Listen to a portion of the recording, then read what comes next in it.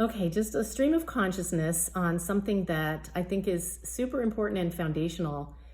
And that is the idea that our faith is not rocket science. The truths of our faith, the foundations of our faith, the foundational truths of our faith are not beyond grasp of just normal human beings. And so I was at a lovely little parish this weekend in Snowflake, Arizona, actually, just lovely parish, wonderful priest there. And I gave a retreat where during the course of the day, I kept saying to the ladies, this is not rocket science. This is not rocket science. And it's all the kind of catechetical things that we all should have learned, but we did not.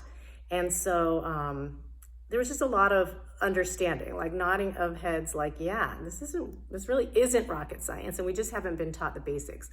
So I think it's time to go back because it's been 50, 60 years where we've skipped to the basics.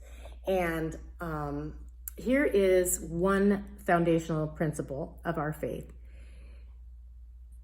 We are to serve the good, not effect the good. Okay, let me break that down. And first of all, effect is with an E, and I'm a grammar person. So usually effect is with an A if it's the verb. But when it's E, and it's usually a noun, the effect of something. But when we're talking about effect as a verb, like we don't effect something, we mean we don't bring it about. We don't make it happen. So the principle is we serve the good at every moment. We do not effect the good. So at every moment we're serving the good, not trying to bring the good about. And this is where we get hung up because in the moment, we're not thinking about like, what is the right thing to do right now for my soul? What should I do? Because I can never sin. I'm not permitted by God to sin. He certainly allows us to sin, but he doesn't give his permission for us to sin, whether mortally or venially. So when we say we are to serve the good and not effect the good or bring about the good, it means that we're only concerned with the moment now. I can't sin. I'm not allowed to sin. So what can I do that is good? What is the good of this moment? And what we cannot do, and what we're not to think about, is how to bring about the good, like how to bring about a greater good. Because if we start thinking about how to bring an outcome into play, then we've stepped into God's domain.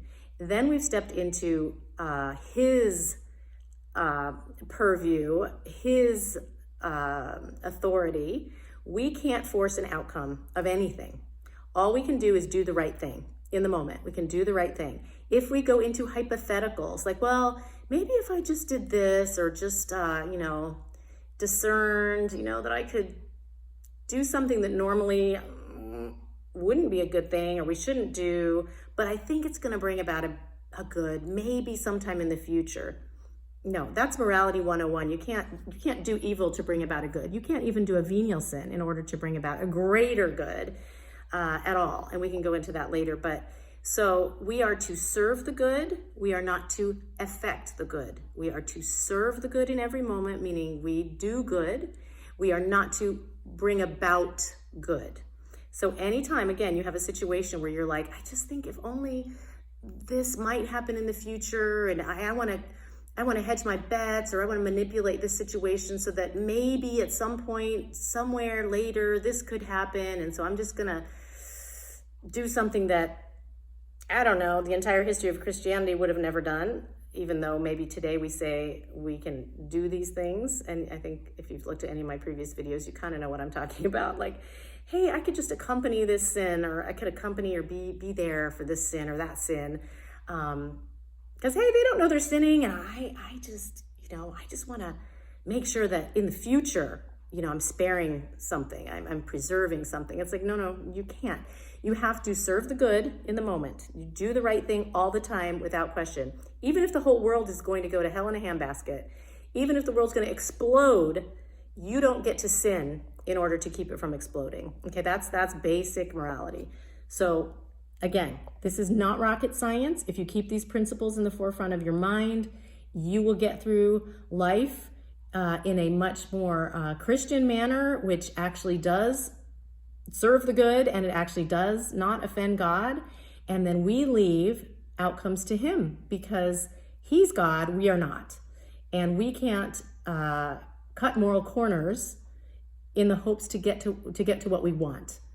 He will deal with outcomes, and he will respect us for loving him and respecting him by not transgressing moral laws in order to get a perceived outcome that we might want through hypotheticals. So, okay, I hope that helps. Again, not rocket science. Use these few principles, and you're gonna be great. So, all right, God bless.